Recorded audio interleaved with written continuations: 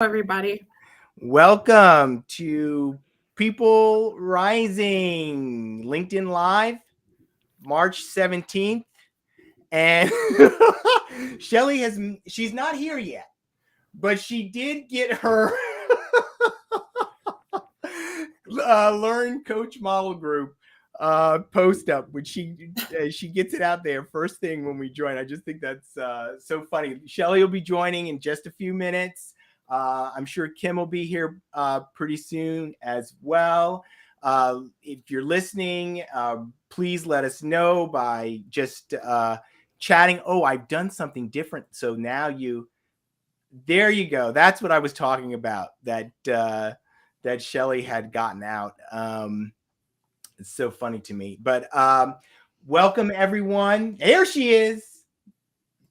There she is. Shelly! I made it. Hi, Shelly. How are you? Welcome.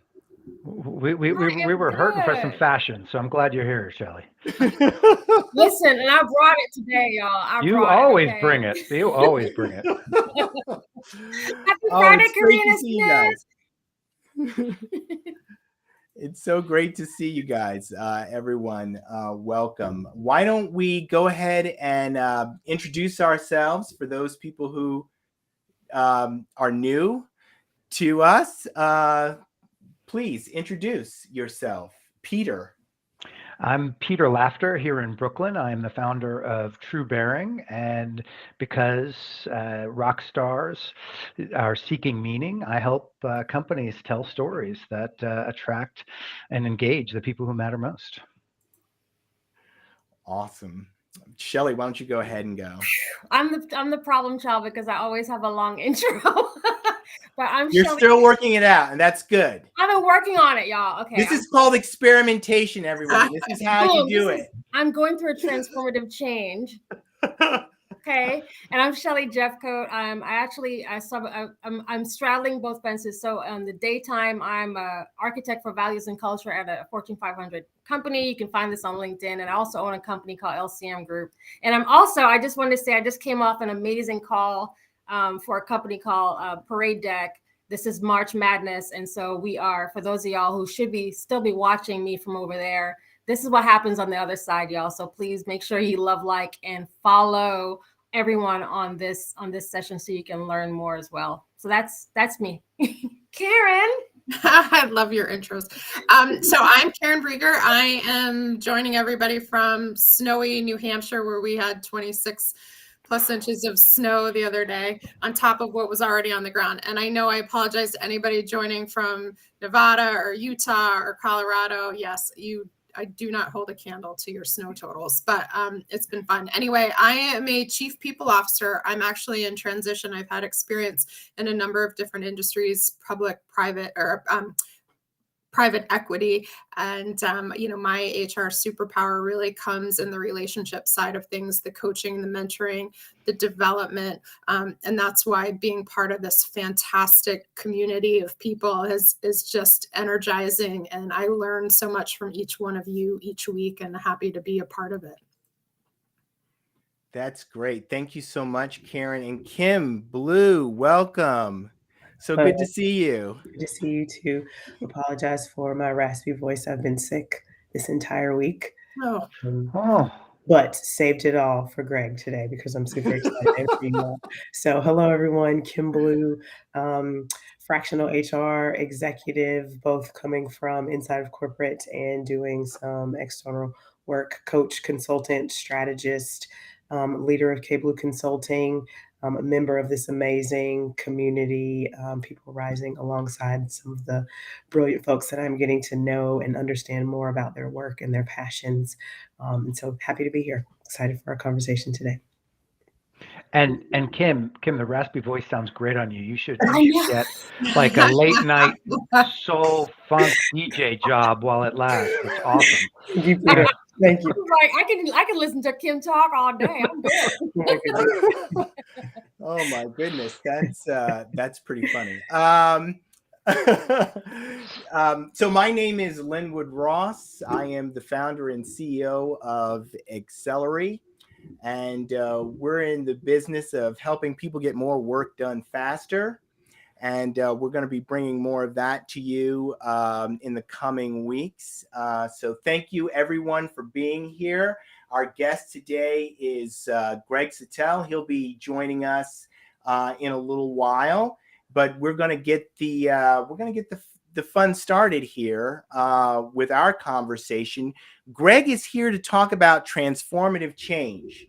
I don't know if folks know how much they know about Greg's work.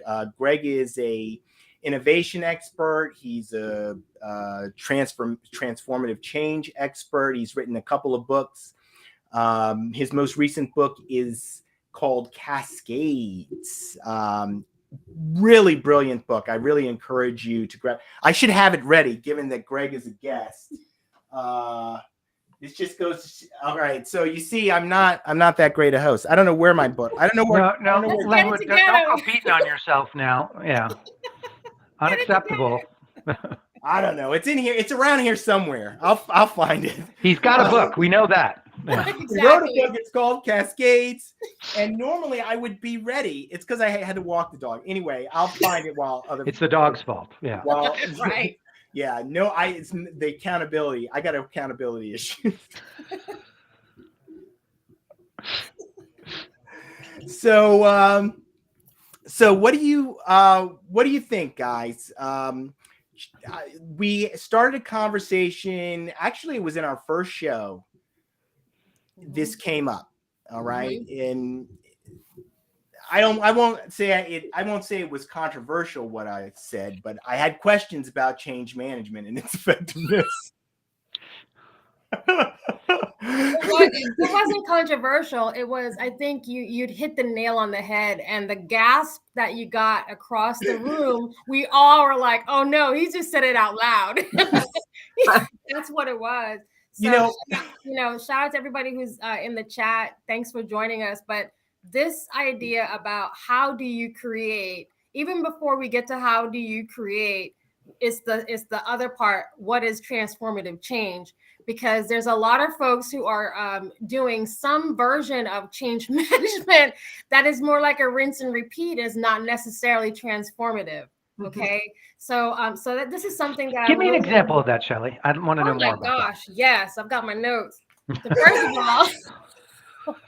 So first of all, so as I'm thinking about people's strategies, and as we lay people's strategies out, so if we are thinking about, okay, now we're gonna focus on improving our bench for senior leadership. I'm just making this up. Okay, there's no real company. I'm not calling anyone out. For increasing potentials or building a succession plan, women in leadership, et cetera. But in order to do that, there's some things that we need to do within the organization so that these are long-term changes, et cetera. So I worked at a particular organization, not the one I'm with today, where we did something that was transformative, which means that we considered the entire process from hire to retire. We actually built a succession plan, meaning we had people engaged. Not only did we build a succession plan, but we also let the folks know who were being benched that they were a part of it, because we started realizing that some of the top producers were leaving because they didn't think that there was any growth plan for them. So the secret was out.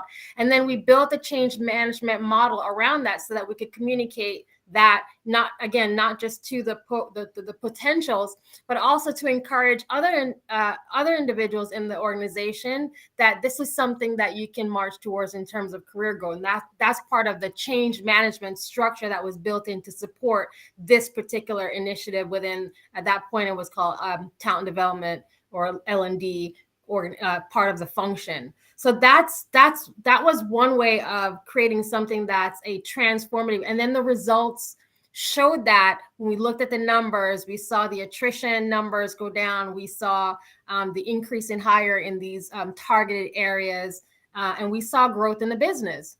So that's one example of transformative change. There have been other examples when I've been involved with HR initiatives where someone just thought it was a great idea. There was something on LinkedIn, it sounded great, and so therefore they jumped on the bandwagon. It wasn't a transformative change. It was a branding change or a name change on some things that we were not doing very well. And then there was no change management structure built around it. So employees had no idea what this meant to them, or why the leaders should, the C-suite, why they should buy into this as something that was required or needed for the business. So that is an example of an initiative that is not a transformative change. It's just a name change, and then it's poorly executed. So the thing that we touched on, that Linwood, that when you shared when we talked about change, one of the things we talked about was within the HR community, there's a lot of change management and opportunities for change management. But I had not been a part of a true change management a solution or response in many years. And I've been in corporate America for about 30 years, y'all. Okay. So I'm excited. That's why I was saying I'm excited to hear about what really is transformative change. Are we, is it that we're using the wrong term? Maybe that's not the terminology. Maybe it's not meant to be transformative. Maybe it's a shift, right? And then going back to then, how do you actually create that, and what do we need to have in place as an organization to make sure that we're building that actual change? So that's what I had. Thank you. Did that help? Yes, it did. Fascinating. It's interesting. There was Alex Partners, which is a consulting firm. I think it's a mid-market consulting. If you're in Alex, I don't know if it's a mid-market consulting firm. I know sometimes folks get touchy about how you describe their organization. But anyway, Alex Partners is a management consulting firm. And they did a study, I guess, survey of several thousand CEOs. 98% of those CEOs felt that they were going to need a business model change. 98% in the next 3 years. Okay, that is, we're not saying that would actually happen, but business model changes are really significant changes. I mean, they're huge. It's not, okay. Yeah, it's a big firm. I'm getting it. Alex Partners is a major firm, but focuses exclusively on restructuring. I just got a note from the ether. Thank you, Greg. So anyway, but I think that's, and hopefully Greg will touch on this, but it's the changes that are occurring in our economy that are requiring businesses to undertake major transformation. And I think what the pandemic did was, because it accelerated the adoption of technology, it also accelerated the need for these major changes. So the couple of things that are still lagging, I think, are in the areas of people, helping people to develop. So we didn't get that really during the pandemic.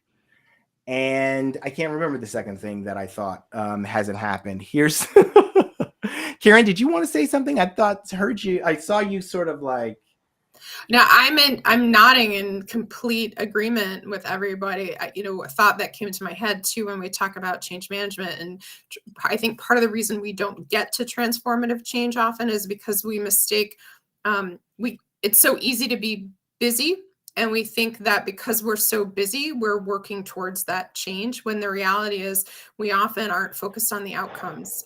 And we're not rewarding and recognizing those that are focused on the outcomes. We tend to get distracted by the busy, and that busy prevents the transformative change, because we're often not working on the right things with the right kind of focus. So all of these things that Shelley said, that you've said, absolutely. And it'll be great to talk to our guest and about how do we transition from the busy work to the real output-based transformative change. That's a great insight, Karen. I really like that. Yeah, I'm going to say, wow, you really touched on, quite a few things there that I think are vexing many organizations, right? The thing that really stood out that you mentioned to me was the prioritization. What is a priority? Mhm. And that can be such a huge challenge, particularly when you're in the middle, Yeah. right? Yeah. Because Well, it's, go ahead, Peter. Well, it's also, sorry, William, but it's also a No. huge challenge for senior leadership. Yes. And so, I mean, I think that that's like, and it's a big question. How do we get our mid managers to adopt our strategic initiatives over the run the business activity that they are completely consumed in? And I think that's, yeah. That's actually a different problem than the one that I was speaking to. The problem that I was speaking to was actually conflict in the C-suite about what the priority is. Mm. So that, you've got, things are siloed. Yes. Not everybody is necessarily on the same page. And the next thing you know, you have people that are being pulled on initiative that's coming down this silo, and then they're getting pulled on an initiative that's coming down this silo. And where do I spend my time? How do I manage that? And that's a completely different kind of issue. But all different kinds of what are you seeing out there, folks who are in this space? You're in organizations and you're dealing with these initiatives that are coming down. What is actually working? I mean, because the statistics are out there, right? We hear that there are all these different initiatives that fail. How are you experiencing that priority, the conflicts between priorities? What are your experiences out there? We'd love to hear what's going on. So I think the other thing, Linwood, that is important, you said something about the pace at which the technology is being created, right? And I think Karen alluded to this when she was speaking. Karen and Shelley alluded to this when they're talking about transformational change, right? So we don't have like formal processes because we can't prioritize what it is that we need to do. But then there's also this notion that the technology is outpacing the rate at which we can keep up with the change. So if you look at things like in the HR tech stack, are we building things to support the actual change, whether it's infrastructure, whether it's organizationally, whatever that needs to take place? But can we do that at the same rate that we're watching things change? And then you mentioned openly, at the top of our conversation, right? The economic drive that's having impact on how quickly we need to change, right? So there's market shifts that are happening. Then we don't have the people tools to be able to facilitate change management fast enough, because if we're allowing people to do it in certain processes, right, then it kind of is that whole reverse of we have to slow down to go fast. People don't see it that way. So then the change doesn't feel transformative, it feels reactive, I think. And so then we're reacting to what people are saying they need or what companies are saying they need. I think that might be leading to some of the discourse that you're talking about in the C-suite, which is, well, I'm reacting to this thing over here and someone else is saying, no, we actually need to react to this or prioritize that. Do we have the technology or capabilities to be able to react and respond to do that, right? Or are we upskilling, to some of our conversation last week, right? Do we have the skills and capabilities to be able to respond in lieu of the technology that's there that can help drive some of this transformational change? Certainly at that mid-management level, right? I don't think that the time has been invested into that leader to be able to do that. And so if that lags, if the technology is lagging, right, then we're kind of at this slump. So it doesn't feel transformational. It's that drudgery that we know change to be. So I think as you all were talking, the point about the technology came up, being able to support the actual change itself, like, but is it keeping up with what we're talking about? And I don't know that it is. That's fascinating conversation already. Look at what Deborah has. Yeah, I know. I don't know who she is, but I want to be friends with Deborah her. came out She's singing like, my song. Yeah. like, okay, or with a bazooka, like, okay, it's not mid-management, right? Or the rank and file. Okay, it's the C-suite. No one wants to give up power. They are functionally siloed, and no one focuses across the company from customer to cash in the bank. And- What she said. Yeah, and also I think that's really important to remember is so power, and authority are fluid and dynamic. So where the C-suite screws itself up is by holding on and hoarding to that power, and because they can't, and then they don't recognize when power has shifted within the organization, and therefore they don't listen. Yeah. So Deborah, that's a great point, and one of my passions. Yeah. Somebody else in the chat, I think it was Jason, just said intentionality, right? Which ties into all of this too, and that C-suite and how intentional they are. And yes, thank you, in the direction that we're heading. Yeah, I mean, it's fascinating conversation. I mean, when I think about this comment about power in the C-suite, who's responsible? Who is the person who's responsible? Yeah, so my friend Thomas Rottenberger, who is a consultant and storyteller and does a lot of storytelling and strategy work, his point is that C-suite should not be, that's not where strategy should be. Because they have no idea what's happening on the ground. C-suite should be made up of strong operators who make sure that the communication and the operation of the organization is going well, and is identifying, and the people who are closest to the action, the closest to the customer, who really see what's going on, have the ability to be able to report what's going on and let strategy develop from that point. And I think that's a really interesting model. I agree with that, Peter. That certainly in the age of networks, what we see is, right, the market is moving. There's so much change happening. Things are moving so fast. What has happened to our organizations is the rituals of hierarchy and command and control, they're now a burden. In the industrial age, it made sense to operate in that way. But where in this networked world where things move so fast, we need to move strategy and action out to teams, call it teams of teams, where they are really engaging, whether it's with customers or with the supply chain, and they're working in a creative way to solve problems. And the leadership, mid-management, is acting as a guide, right? And helping to facilitate these teams to solve problems and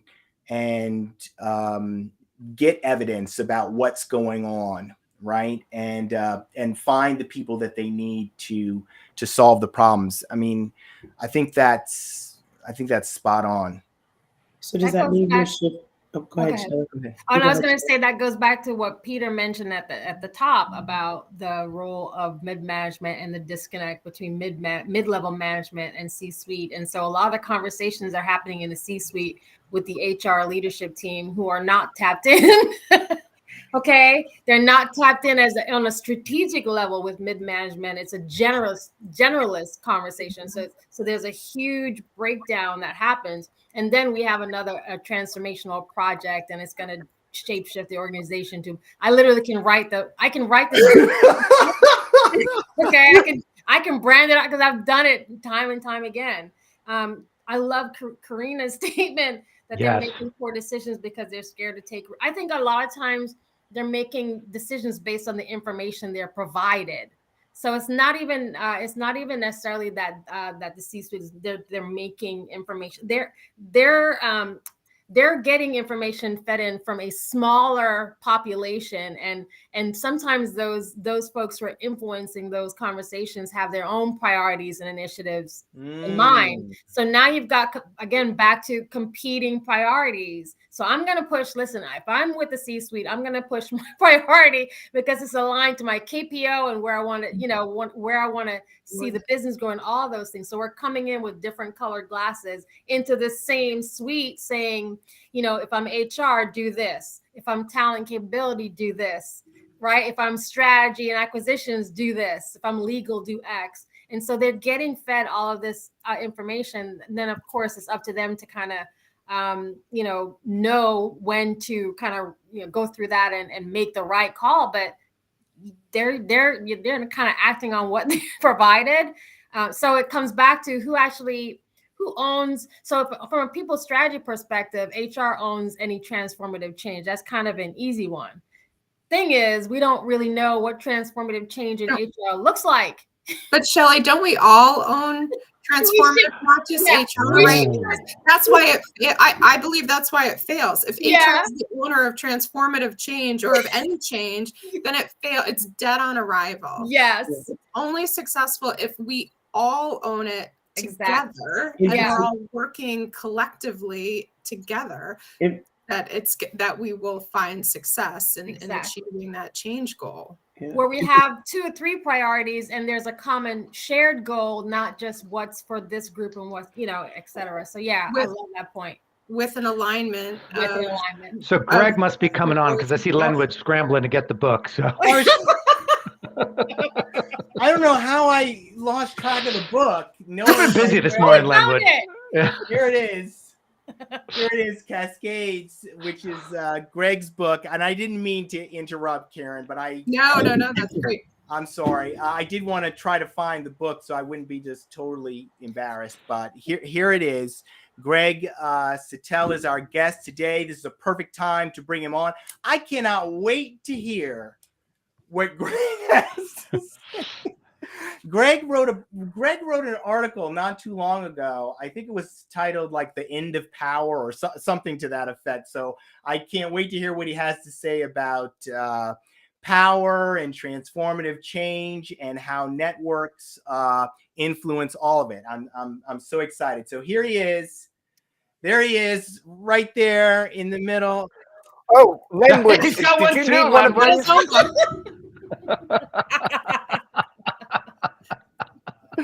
And 3 behind him. Lenwood, I can tell you, I had an experience last week. I don't know if I told you this. I was reading this book, a book called How Minds Change. And I was on the last chapter and I started thinking, this seems really, really familiar.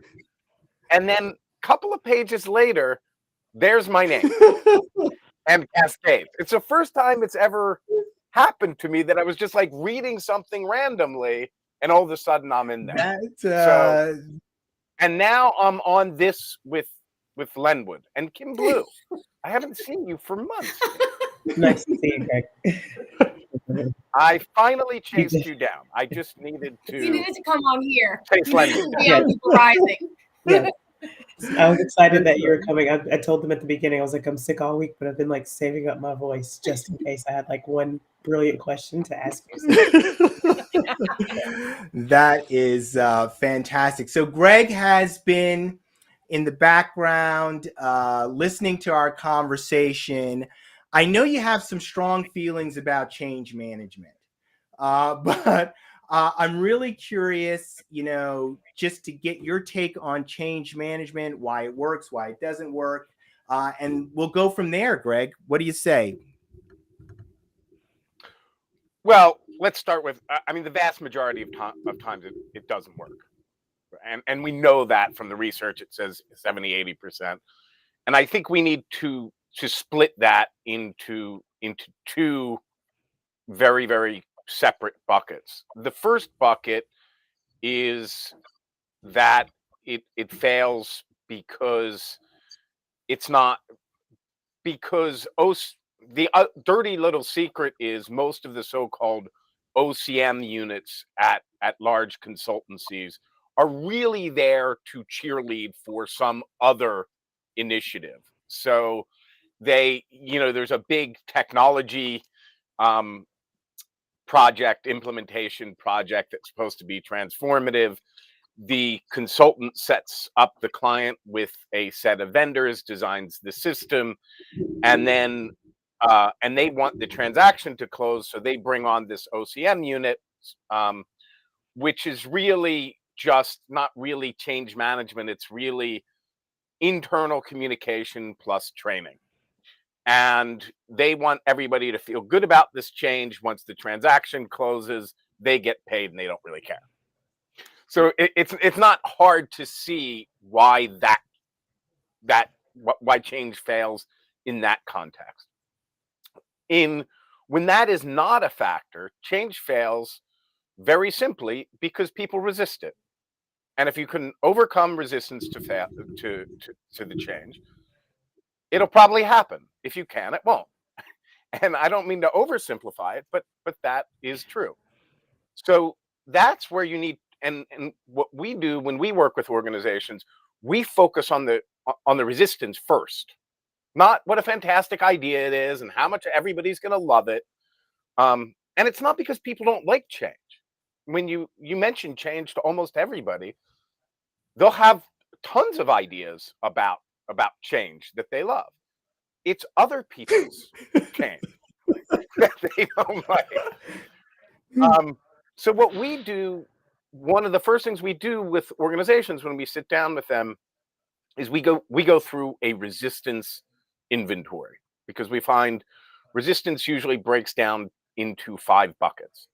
So lack of trust, change fatigue, which is a big one, and we can get back to that later, but those numbers were scary even before COVID. So lack of trust, change fatigue, perverse incentives. Sometimes, people are supposed to be behind the change, but they're paid for something else. Switching costs, which are often very, very real. And then the final most difficult category is resistance related to identity, dignity, and sense of self. The simple fact is, anytime we set out to make significant impact, there's always going to be some people that aren't going to like it, and they're going to work to undermine what we're trying to achieve in ways that are dishonest and underhanded and deceptive. And that doesn't make them bad people. Actually, this is something we all do. We all have attachments. And when we feel those attachments are threatened, we tend to act in ways that don't reflect our best selves. And I think anybody who's ever been married or had kids has experienced that. And just the one piece of good news is that the tipping point is much, much lower than you'd expect. The Everett Rogers, the research he did back in, I guess, in the 40s and 50s, he estimated it to be between 10 and 25% of the system. Erica Chenoweth, who researches political revolutions, she found it to be 3.5% of the society. And more recently, Darren Santola at the University of Pennsylvania estimated it to be 25% of an organization. So I take all of those numbers with a grain of salt, but the salient point is nowhere have I seen any evidence to suggest that it's anywhere near 51%. So I think that mind shift in particular is helpful. We don't have to convince everybody. We only need to get to that 15 to 25%. So I know that's a lot to unpack, so I'll leave it there. So Greg, I do have one question that before your methodology, and you touched on the 70 to 80% failure rate of transformational change. And so what I've been really just completely perplexed by is that number has been consistent for the last 20 years. And yeah, I read an article beginning of last year that banks are planning on spending $300 billion on digital transformations this year. And so they know that 70% of those dollars are going to be wasted. Why do they continue to put up with it? That's what I've just never understood. That's a really good question. I guess because nobody thinks that their transformation is going to be. Everybody thinks they're going to be in their 30s. Transformations fail all the time, but ours won't. Exactly. I can tell you, I think there's another, and I hate to go against my good friend Lenwood, but I think this VUCA myth that we're undergoing some period of amazing change when most of the numbers tell us differently. I mean, of course, some things change faster now, but industry churn is slower, industry concentration is higher, productivity growth is lower. Are we undergoing faster change now than in the late 90s when everybody was trying to get on the internet and remember ERP transitions?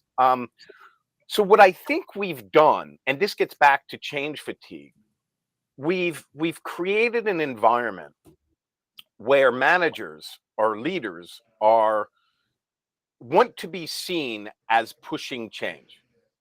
And also they don't stay in assignments as long. So launching initiatives, leaders are very incentivized to launch initiatives, not necessarily for completing those initiatives. I mean, if you start a 3 to 5 year initiative, your chances of still being in that job when the initiative is supposed to have culminated, that's probably not going to happen. So we have this horrible cycle where initiatives are launched and then they sort of fall by the wayside, where and new initiatives are launched because now somebody else has come in that job and they say, no, I have another idea for transformation. And most of the people, we're sort of conditioning people to say, well, yeah, transformation, yeah, well, we'll see if they're serious about it this time.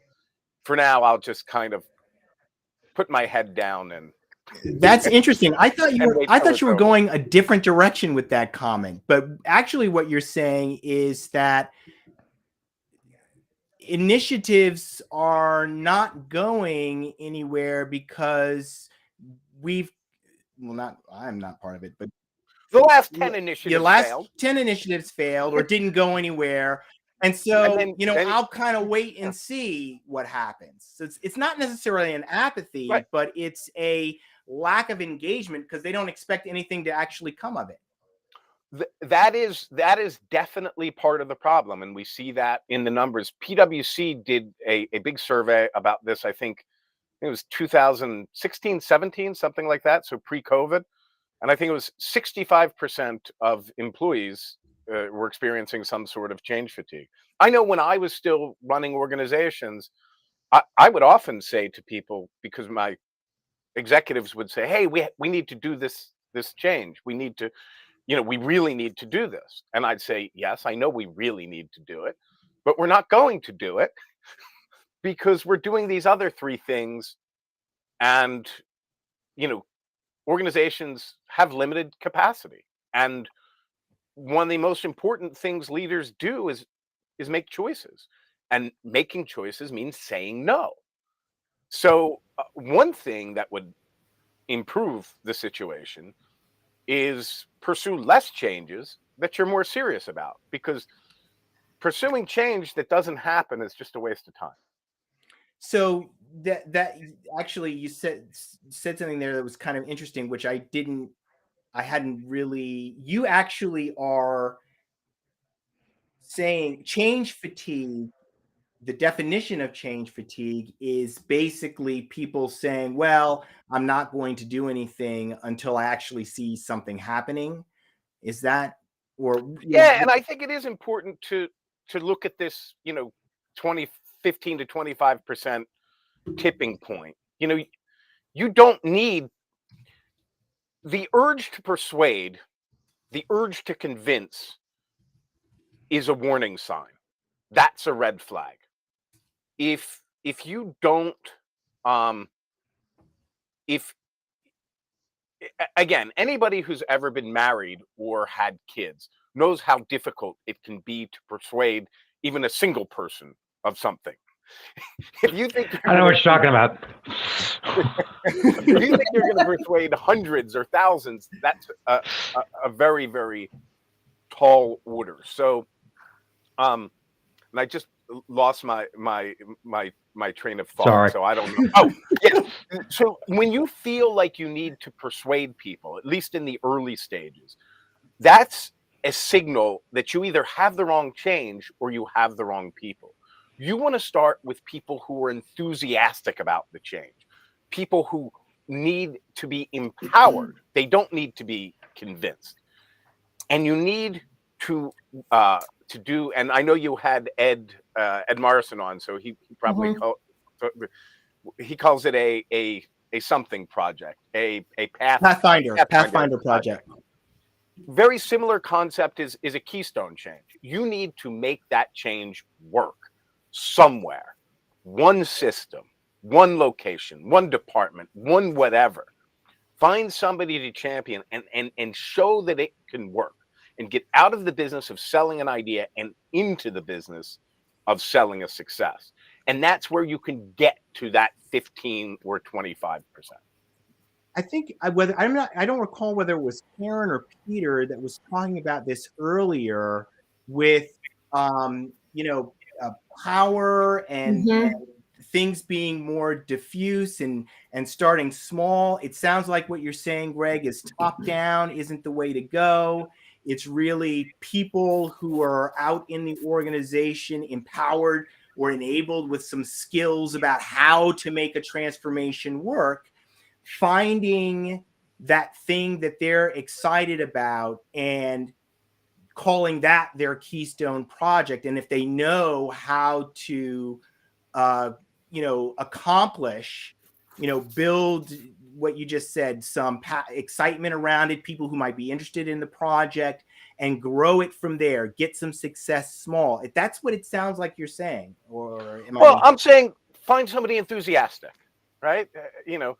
If it can work in the, I don't know, Topeka office, right? If you can make it work there, if you can make it work for this one system, a famous one of the things I covered in my book, Experian, they were doing this massive cloud shift to cloud infrastructure away from on-premise. And while they were doing this, there was a number of objections to it. One was had to do with their business model. The second, cybersecurity. While they were undergoing this process, one of their key competitors had one of the largest data breaches in history. And then there was friction with regard to shifting to agile.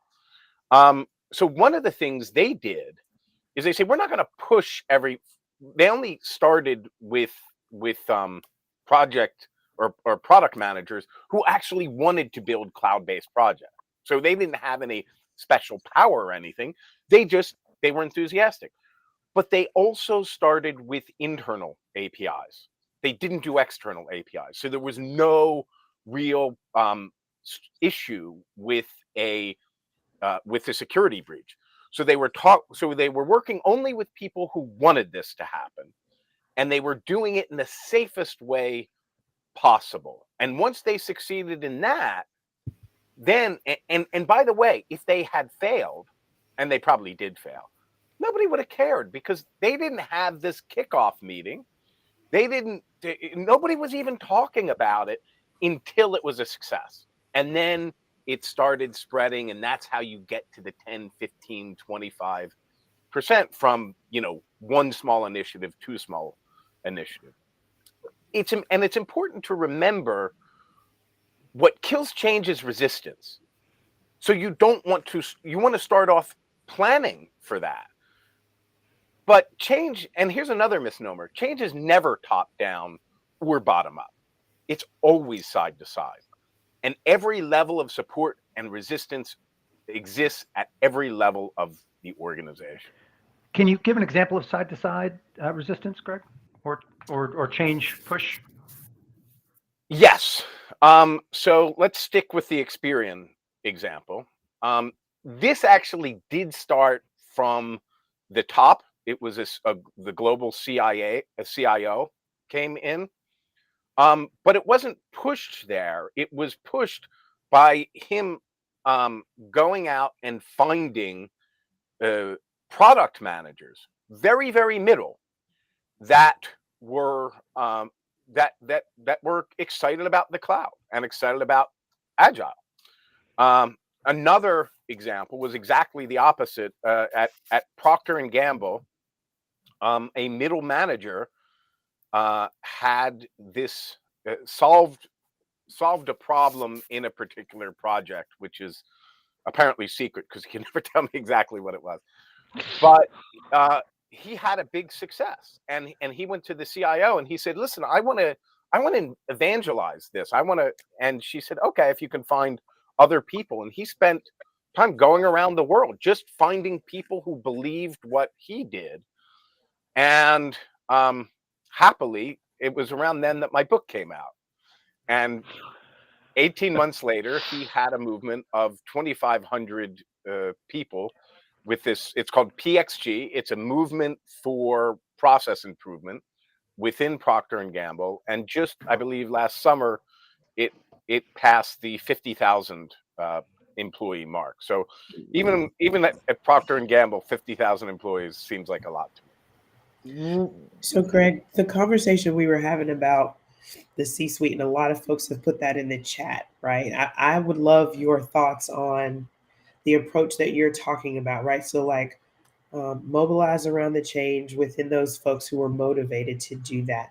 How do you plug that into the C-suite, or where does that get back to them? Or are those two things mutually exclusive? Do you just move forward with the change and then bring them on later, or get their buy-in, or whatever their support looks like later? Or do they need to be involved at some point early in the change so that they can help, evangelize or help move it forward, or be a part of that like core group that you're talking about? It's highly contextual, and you can find examples of both. Sometimes the C-suite does, like the Experian example I talked about. The Procter and Gamble example didn't have anybody really involved with the C-suite, but it started working. That's how you get support. You actually start it working.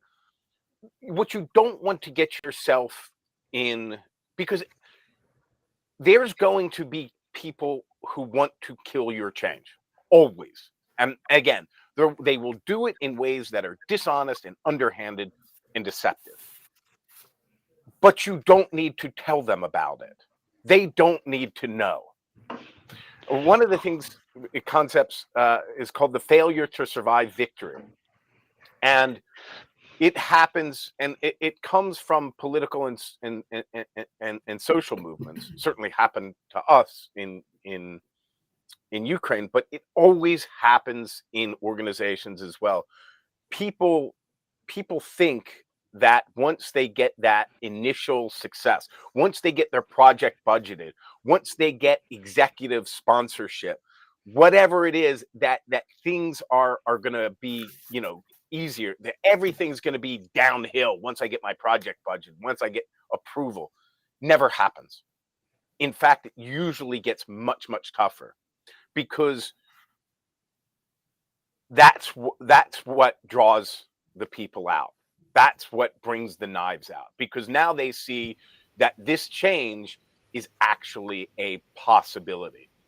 So you want to make sure when you get to that point, you're selling a success, not selling an idea.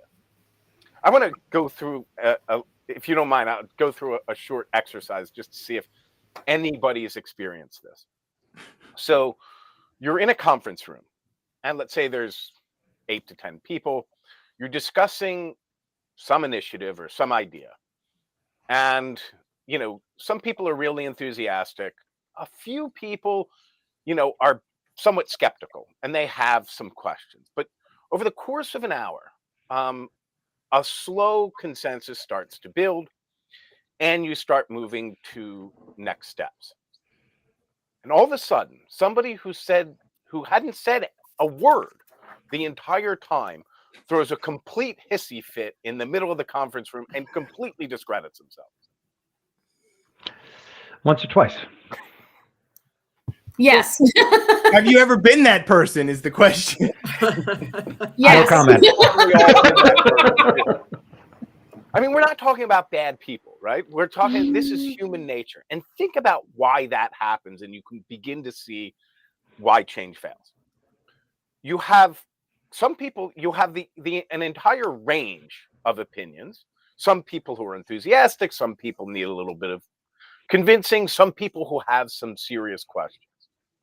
But that one person, because for whatever reason, this idea threatens some attachment that they have such an objection to it that they can't even articulate why they're so goddamn angry.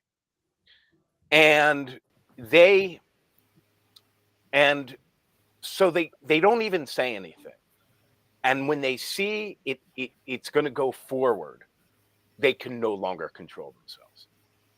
And sometimes that means that they have the hissy fit right there in the middle of the conference room. Sometimes, much more often, they leave the room and start quietly sabotaging it.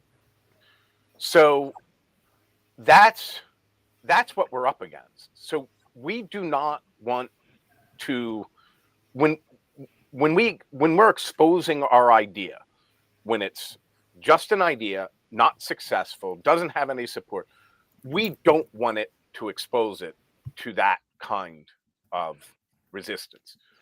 The other thing, and sometimes there's generally two ways, well, there's really three ways to deal with these kinds of resistance. There's some other ways.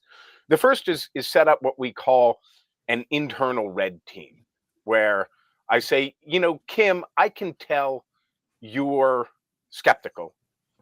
That's great. We need somebody to keep us honest. So you tell us when you tell us when you have questions.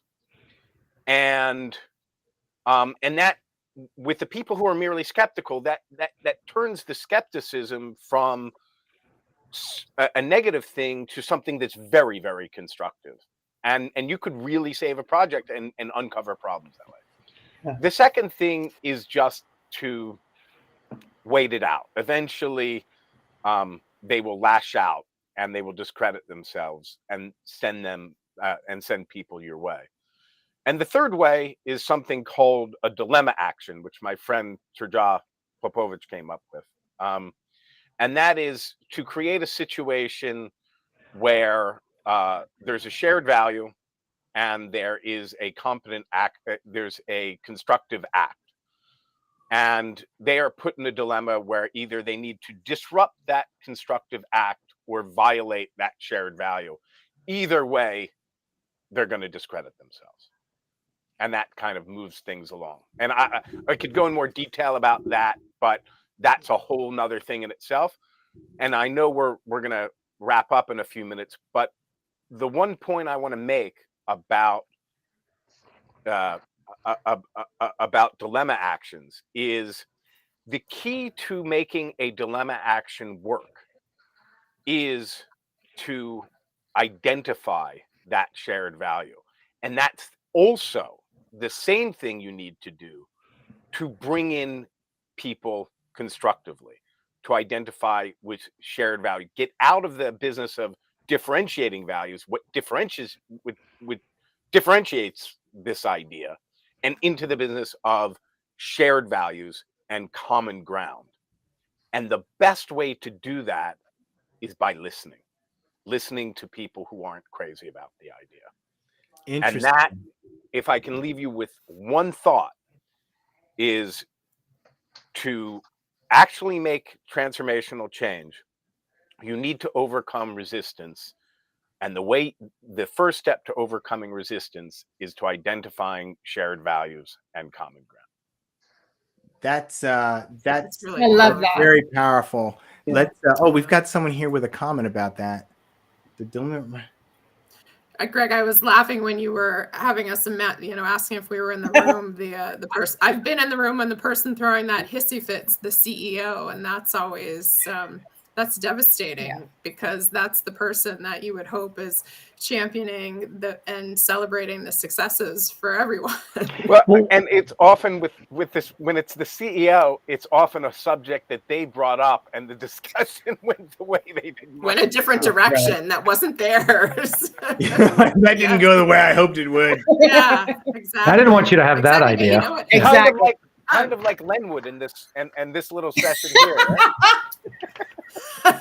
No, I mean, I think, I don't have any challenge to what you're saying, other than a disagreement about the nature. Alex of, Partners. What did you say? Alex Partners. Yeah. They're definitely mid-market. No, just kidding. By the way, if anybody from Alex Partners shows up at your office, you're in some deep trouble. I actually have a friend who works at Alex Partners, so I do know them. But what I was going to say is, I don't know what I was going to say. I put this up. Go ahead. So Deborah mentioned a book which I have not read about, The Magic of Conflict, which is one of my favorite. I got to find Deborah and connect with her after this. But The Magic of Conflict. And I think that is one of the things is we look at opposing views as against us rather than contributing to us. And I think it is this dynamic of conflict that we've fallen into as a society of conflict is me versus you, as opposed to me and you versus the conflict. And I think that is a really critical distinction that just doesn't exist within organizations today. Yeah, a great way to address that is with yes and, right? I may not agree with you, but I'm going to find the 10% of your idea that's a good idea, that's good. And I'm going to acknowledge that and say, hey, Peter, what I like about that idea is X, and a way we could build upon it, right? And it creates this cycle where we're all jumping in and we're sharing and we're brainstorming and of those ideas that even if it started with something I thought was a terrible idea, it forces me to find the good in it, and it forces others to, and we're working together to get maybe even to an even better place. So the one thing, Karen, is I find that yes and has become, for a lot of people, a nice way to say shut the F up. But you know what, Peter, it's interesting, and this is coming from positive intelligence and the whole idea around that as a way to really try and find the consensus in a place where you think there isn't any, right? Because if we start with the premise of even if I hate your idea, rather than saying that sucks, I know that deep down there's even this small 10% that has some merit to it, and I'm going to always search for the 10% rather than focusing on the 90 that I hate. But I think it is an absence. For me, it's an absence of curiosity, right? Is we hear something and we yes and it or we reject it, but we don't really understand where it's coming from. And I think that is the area of that kind of holding on to power. Is so often, when people are suggesting something that's for personally, when people suggest a different direction, I object to it. 9 times out of 10 is because I don't understand what they're saying. Yeah. Well, and it goes back to Greg's point about listening. Yeah. Right. Yeah. If to the naysayer in the room or the skeptic in the room, we have to listen to them to understand why. Yeah. And the strongest, the most effective weapon that you can have is a shared value unearthed in an attack. If you can identify the shared value in an attack, and I think the LGBT movement is the strongest, is the best example of this, where after 30 years, or even longer, they won with family values and defense and marriage. If you can identify a shared value in an attack, that becomes a very, very strong argument. So listening, very much to what she was saying, listening for that shared value, even in an attack, can be incredibly effective. That's brilliant, Greg. Yeah, really I love fascinating. I love And that. that was sort of the thing that I really, when you were talking about like that listening and just Mhm. really going after that understanding about, you know, where's this coming from, or what can I pull from this that we share, Mhm. right? How can I, it may not happen right in the moment, but, you know, listening in and taking it and just really thinking about where the person's coming from and what the shared value might be. I mean, that's brilliant. And, you know, certainly worth having you on this program. Yes, this was I could listen to you all day. This was fantastic. Thank you. Tell that to my wife and daughter, right? One small caveat: when you're listening for that shared value in the attack, that is usually not going to be effective with that person or in that conversation. But to the people because you have to remember they're making that attack because they found it effective in another context, and that's really helps you to evolve your messaging in a way that'll land. Wow. Thanks so much, Greg. Our hour is up. Before we go, though, Greg's got something new coming out in a couple of weeks or shortly. Change OS. You want to mention Yeah, that? we're launching with my partner Andrea Cates. We're launching Change OS, which is an end-to-end operating system for change. It's a combination of my work in Cascades, which is change strategy, Andrea's work on facilitating execution, which is change activation, and then also continuous change management, which is OKRs and cadence and all that. So we should be launching that in the next few weeks. Awesome. Thank you for mentioning that. You're welcome. Thank you so much, Greg, for joining us. Thank you, everyone, for your comments. There's Andrea right there. End-to-end operating system for change. There you have it. Look for us next week. It's just going to be the panel next week. Lots of stuff we've gone through for the last few weeks. We're going to be talking about all the things that we've been talking about and trying to make sense of them for where we want to go next. Thank you, everyone. Have a great weekend. So much fun, Greg. Thank you. Make Friday This worth was it. Great seeing all of you. Thanks for having me. Thanks, everyone.